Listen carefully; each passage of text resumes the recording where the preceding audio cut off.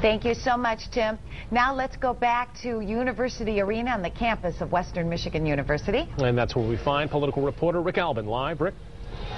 Well, it's an interesting visit by a president of the United States. Not a lot of politics going on just yet. As a matter of fact, what we do have, some songs and a big celebration of the graduation from high school, but don't expect this to get very political. In fact, we've seen some excerpts from the president's speech, and what we expect him to talk about, not surprisingly, is education. He'll talk about the Kalamazoo Promise, what the city of Kalamazoo has done for education, and he'll also talk to these graduates about what they face as they go out past not just high school but college and start looking for jobs in the real world out there. It is really starting to grow into almost a party-like atmosphere because people are really excited about the prospect. I mean, start with all of these people. If you can look at one of the other cameras, all of these folks are here because they've got a loved one. They've got a son or a daughter or a grandson or granddaughter graduating from high school.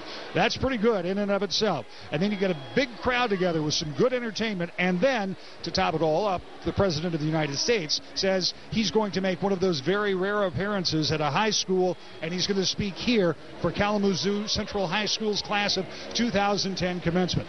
There are political overtones. We'll talk about some of those in our continuing coverage. And tonight at 10 and 11, of course, you know, as Tim was saying, we're going to have this on air and online, but we'll also take a look at that speech a little more closely.